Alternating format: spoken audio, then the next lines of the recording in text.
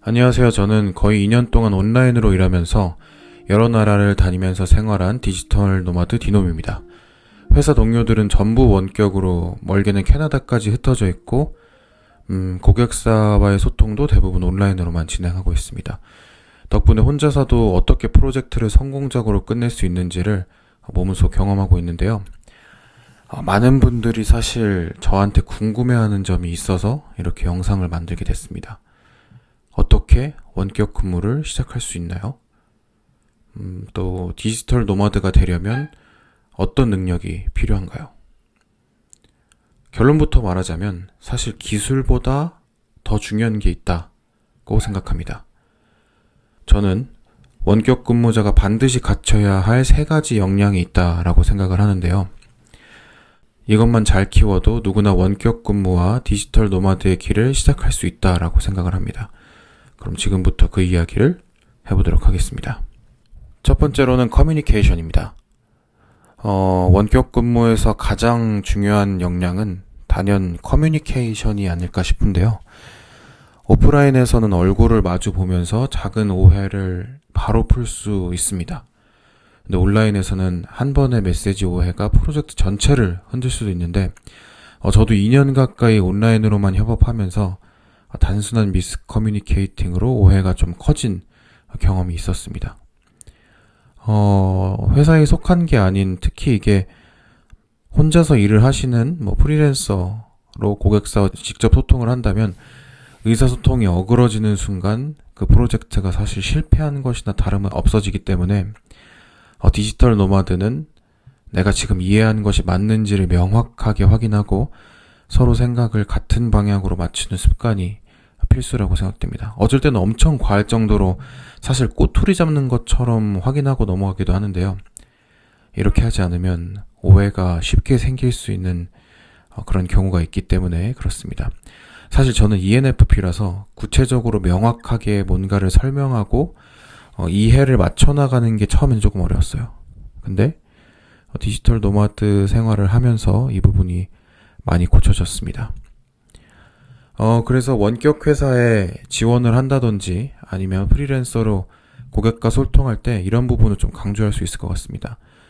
작은 아르바이트 경험에서 고객 불만을 처리했을 때부터 학교 팀플에서 역할을 조율했던 경험도 충분히 좋은 예시가 될 것 같고, 그때처럼 상대방이 납득할 수 있는 방식으로 또 구체적으로 소통하는 능력이 쌓여 있어야 원격에서도 안정적으로 프로젝트를 진행할 수 있을 것입니다.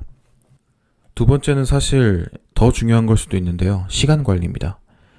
시간 관리가 원격 근무자의 엄청난 생존 스킬이에요. 오프라인 회사에서는 출근, 퇴근 시간이 정해져 있고 막히는 부분이 있으면 바로 옆자리에 있는 동료나 직장 상사에게 물어볼 수 있죠. 하지만 재택근무를 하거나 혼자 일하는 프리랜서 환경에서는 그런 울타리가 없습니다. 스스로 시간을 조율하지 못하면 아침에 시작한 일이 저녁을 넘기고 새벽까지 이어지는 악순환에 빠지기가 쉽습니다. 그렇게 되면은 삶의 질이 떨어지고요. 실제로 많은 원격 근무자들이 오히려 집에서 더 오래 일한다라고 일하는 이유가 아마 여기에서 오는 것 같습니다. 이 점에 대해서는 시험 기간을 좀 생각해보면 될 것 같아요. 과제를 하고 공부를 하고 이랬을 때 기한을 잘 지킨 경험, 아니면 일을 할 때 이제 프로젝트를 동시에 여러 개 진행하면서 그 일정대로 끝난 경험을 얘기를 한다면은 강력한 힘이 될 수 있을 것 같습니다. 이게 마치 내가 내 매니저가 돼서 하루 일정을 쪼개고 우선순위를 정하고 마감을 책임지는 능력, 그렇게 되는 것 같은데, 이 시간을 조절할 수 있는 능력이 아주 중요합니다. 이제 다음으로는 자기주도성은 사실 시간 관리하고 맞닿아 있긴 합니다. 원격 근무에서는 상사가 옆에서 실시간으로 지시해 줄 수도 없고 관리해 줄 수도 없죠. 그렇다 보니까 누가 뭐라고 하지 않으니까 조금 미뤄도 되겠지 하는 그런 유혹에 빠지기 쉽습니다. 프리랜서라면은 당연한 부분이고요. 게다가 집이 너무 좋아요. 침대, 게임기, 시원한 맥주 등 유혹에 너무 가깝습니다. 내가 일에 집중을 하지 않으면 금방 나태해질 수 있어요. 그래서 스스로 목표를 세우고 꾸준히 실행하는 자기 주도성이 원격 근무자의 성패를 좀 가른다라고 볼 수 있습니다. 아니면 이제 그런 좋은 툴을 사용해도 되고요. 그래서 누가 시키지 않아도 움직일 수 있는 사람, 이게 나인가라고 한번 자문을 해보셨으면 좋겠습니다. 결국 원격 근무 환경에서는 외부 압박이 아니라 내가 만든 규율과 목표로 버텨야 한다는 점이 가장 큰 특징이 될 수도 있기 때문입니다. 이 세 가지에 더해서 추가적으로 좀 생각하면 좋을 세 가지도 좀 말씀드리고 싶은데요. 첫 번째로는 성격과 태도입니다. 특히 한국 기업은 이제 팀 문화 적합도를 굉장히 중요시하기도 합니다. 원격 근무라도 그렇고 아니면은 이제 프리랜서로 일을 하더라도 그런데요. 나는 협업을 즐긴다, 이런 의사소통이 좋다 라고 하는 게 강조가 된다면 기술이 조금 약하더라도 좀 일을 할 수 있는 경우가 많은 것 같습니다. 또 두 번째로는 조건이 안 맞아도 이제 지원을 해보는 게 좀 중요할 것 같아요. 회사에 지원을 할 때 공고에 경력 몇 년 이상 써 있어도 3년? 이 정도? 실제로 신입을 뽑으면서 그렇게 적어 놓은 경우가 되게 많거든요. 너무 주눅 들지 말고 지원 자체를 해보는 게 좀 좋을 것 같습니다. 지원하지 않으면 결과는 100% 불합격이니까 지원만 해도 결과가 열릴 수 있습니다. 그리고 요즘 AI가 너무 잘 돼서 신입들도 경력직 같은 능력을 할 수 있다고 봅니다. 그리고 다음은 관심이 있는 기업에 직접 어필을 하는 것도 좋을 것 같아요.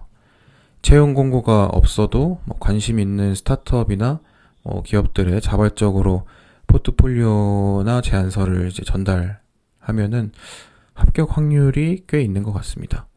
이 사람이 진짜 우리 회사에 관심이 있어서 아니면 나에게 관심이 있어서 왔구나라는 점이 아마 주요한 것 같은데요. 사실 저도 지금 다니는 회사에 처음 지원했을 때 떨어졌습니다. 사실 저는 붙을 줄 알았는데 떨어졌어요. 그래서 시간을 좀 보내다가 몇 달 뒤에 우연히 이제 대표님의 블로그 글을 좀 읽게 됐는데 그냥 생각이 나서 직접 전화를 걸었습니다. 근데 생각보다 대화가 좀 길게 이어지고 그런 중에 대표님이 말씀하시더라고요. 지금 진행 중인 프로그램이 있는데 와서 한번 참여해 볼 수 있냐? 참가비도 무료로 해주겠다 라는 제안을 주셨습니다. 그래서 저는 손해볼 일이 없으니까 시작해보자는 마음으로 참여를 했죠. 그렇게 3개월 동안 프로그램을 이제 저는 배우면서 함께 했는데 자연스럽게 이제 업무 스타일도 좀 알게 되고 제 태도와 역량도 보여줄 수 있게 됐습니다. 결국 그 인연이 이어지게 돼서 정식으로 계약을 맺고 일을 시작하게 됐는데요. 지금 그때의 선택이 저를 이제 디지털 노마드로 이끈 출발점이 되었죠. 원격 근무와 디지털 노마드의 길은 정해진 루트가 사실 이제 잘 없다라고 볼 수도 있는 것 같은데 꾸준하게 두드려보는 일, 직접적인 어필을 하는 거, 그리고 내가 기본적인 태도 차이가 좀 기회를 만들어내는 것 같습니다. 이 영상을 시청하시는 들으시는 분들도 있겠죠. 여러분들도 그 경험을 가지고 또 제가 알려드린 세 가지 방법을 사용해서 도전을 해보시라고 얘기를 좀 드리고 싶습니다. 네, 오늘 얘기는 여기까지입니다. 이런 제 이야기가 도움이 좀 되셨다면 제 채널을 구독하고 알림 설정 꼭 부탁드립니다. 앞으로도 원격 근무 팁이나 디지털 노마드 실전 팁, 경험, 그리고 프리랜서로 일할 수 있는 현실적인 방법들을 계속 나눠드리려고 하니까요. 꼭 구독해주세요.